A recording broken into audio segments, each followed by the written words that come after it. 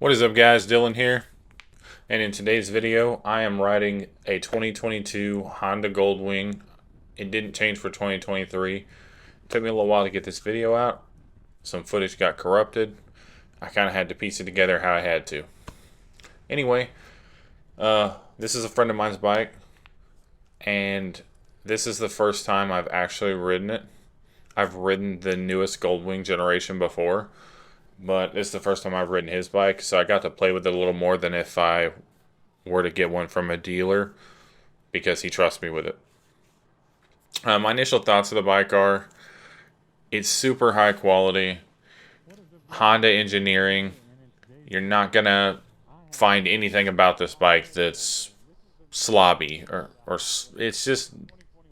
it's refined. Everything about the motorcycle is just on the highest tier of what you're going to get from a motorcycle. The seating position is really great. I'm a larger guy, 6'3", and I had no issues on this thing. It was very comfortable, low center of gravity, very confidence inspiring in the corners, as you can see. I mean, the low center of gravity and the tires that Honda has on this thing, it kind of just goes where your eyes are pointed. It's almost telepathic in the way that it traverses the road. And the suspension is fantastic. It does a really good job of soaking up the bumps and keeping you connected to the road confidently as you ride it, which is something you would expect from a Honda.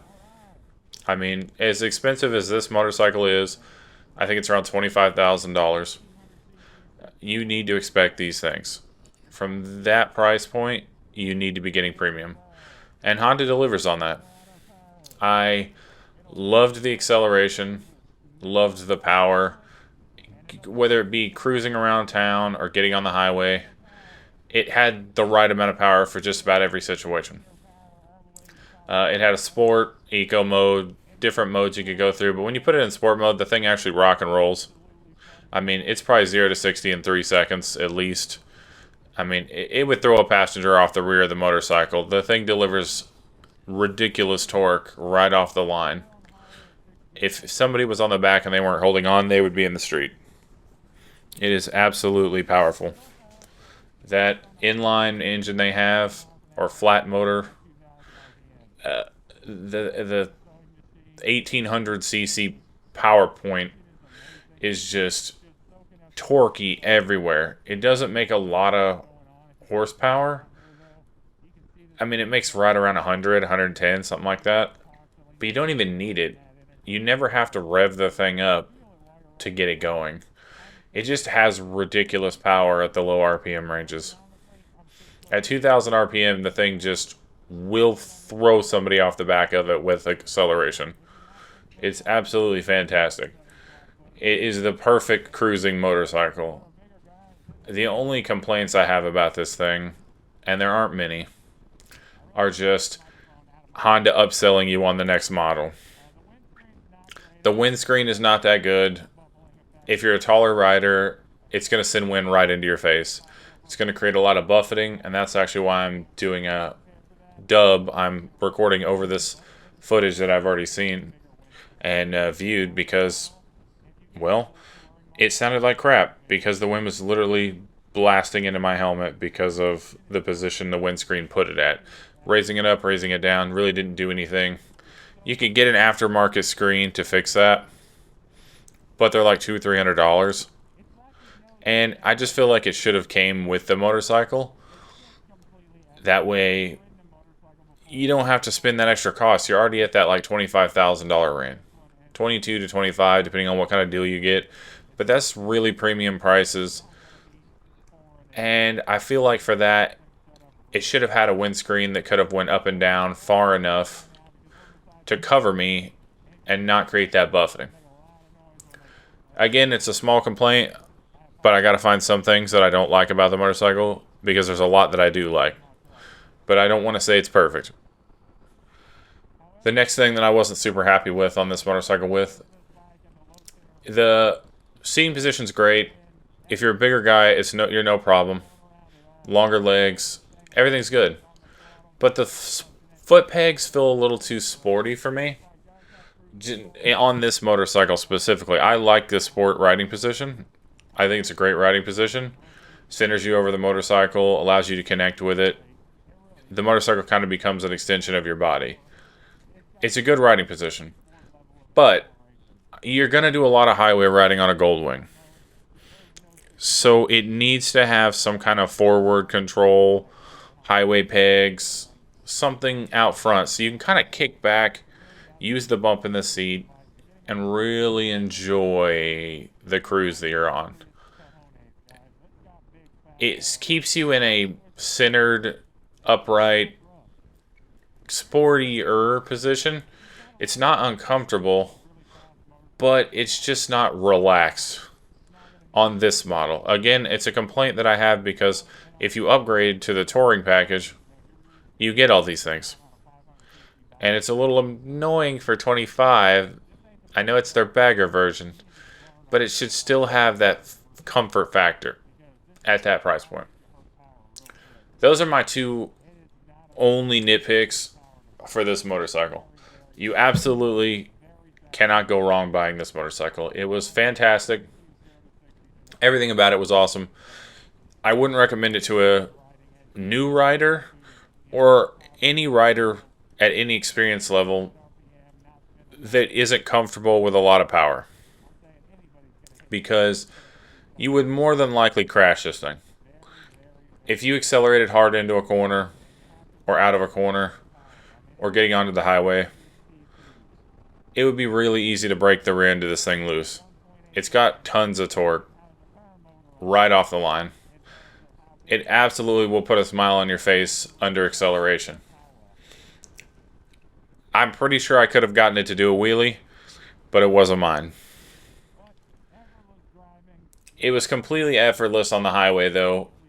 You just become connected with the machine, and everything blends together, and you just kind of forget that you're having to do any work at all to ride this thing. You can really feel safe and comfortable while you're on it. The wind doesn't beat it up because of its weight. It tracks really well. You could eat miles on this thing. I mean, you literally could go anywhere on it. I can't see any reason why you wouldn't be able to ride this thing across the United States or anywhere. It was hard to find things that I hated about the Goldwing. The mirrors were usable. They weren't the best, but they were usable. The power on the thing was super linear everywhere you had it. There was really no reason to rev it up super high, but even if you did, it stayed pulling hard. But it just didn't feel necessary. Now, this isn't the DCT transmission. This is just the regular transmission with a clutch. But everything felt good. It felt really refined, really stable. Just almost superior in every way to its competition. The instrument clusters are really easy to read. The Android and Apple CarPlay work great. The speakers on it are loud enough you can hear them. They're not amazing, but I've not heard one single system driving down the highway fighting wind buffeting that sounded amazing. It was pretty good for a stock system.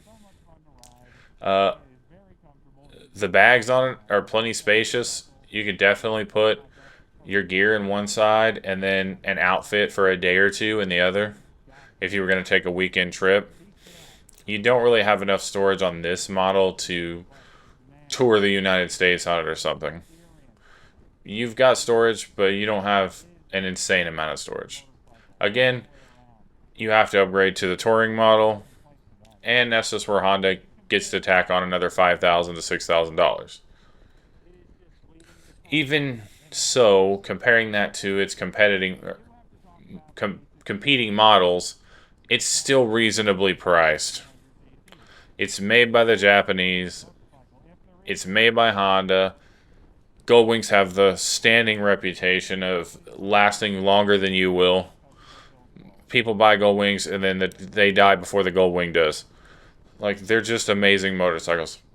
I've had the privilege to ride a bunch of different models of the Goldwing, variations of it, and this is absolutely the best one yet. Honda has refined this thing to a point where they don't have to change much about it because it's already amazing. I don't have to make this review super long. It gets an A+ in just about every category. I only have my nitpicks about the windscreen and the forward pegs. Some kind of highway bar for your feet to sit on. These are things you can obtain aftermarket and save all the money from upgrading to the next model. My only complaint is Honda doesn't include those things on a bike that has an MSRP of around $25,000. I think Honda could put those things on there and still make money off this thing. I know they don't have to because they're Honda, but they should do those things, in my opinion. Anyway, guys, like I said, I'm not going to make this review super long. It was confidence inspiring, which is important. That's my main thing when it comes to being on a motorcycle. It has to be confidence inspiring. You have to feel good on it. You shouldn't be worried about being able to control the motorcycle because then you're not going to be able to focus on the road. And that's not the case with this. The bike and you will blend together if you have any experience riding, and it'll just become one with you. You'll become one with it, and that's the goal when you're on your bike. It allows you to focus and pay attention to the crazy people out there that might hurt you because they're not paying attention. The braking was excellent. Engine braking was really good. Acceleration, power, there's plenty. It does not disappoint at all. It is very fast. It would absolutely keep up with 1000cc sport bike stoplight to stoplight and destroy 600s. It's got tons of torque. All I can say about it, the price still seems a little rich for my blood, but if you compare it to its competitors, it's got a lot of value. I can't argue with where Honda's got this thing listed, because where its competitors list their motorcycles, they're falling behind. There's just not enough refinement in the competitors compared to the Goldwing. And the Goldwing is absolutely a sofa on wheels. It soaks up all the bumps. It handles amazing. I feel like I'm just, kind of sucking on Honda's, you know what? I don't even own a Honda. My favorite brand is Yamaha, but I can't argue with Honda's Goldwing. It is absolutely a fantastic motorcycle, and you could not go wrong buying it. If you have the extra ching in your pocket, I recommend getting the touring model because it comes with all the bells and whistles. Even though it hurts to say that, the touring model is more comfortable for long distance riding. The bagger is amazing for around town riding. You're going to be hard pressed to beat it. It's got a lot of power, it's comfortable, low center of gravity, and you can control it. I'm going to go ahead and cut this review off because I can't say any more nice things about it. I don't really have anything negative to say about it. It's an A+ motorcycle, and you can't go wrong if you're thinking about a purchase on this bike. I can't say I would steer you away from it. At the price point it comes in at, especially if you can get a deal on it, it blows its competitors away. It just absolutely does. It is premium in every way. I would, if I had the money and the space in my garage, buy the upgraded model of this motorcycle and only ride it on long trips. And then I would have this motorcycle, the bagger, for riding around town. I know that seems crazy, but I would have both if I had the money and the space. I don't have either. I'm not rich. I can't afford 2 Goldwings. I probably will never have 2 Goldwings. But if I could, I would. I would have them both. Anyway, guys, thank you for watching the video. I hope you gained some information from it. I hope maybe I gave you something to help educate you on your decision if you haven't thrown a leg over one of these. What I would recommend is going to your local Honda dealer, and they will have a demo unit for you to ride. Swing a leg over this thing and go have some fun. stay safe, and I'll see you in the next one.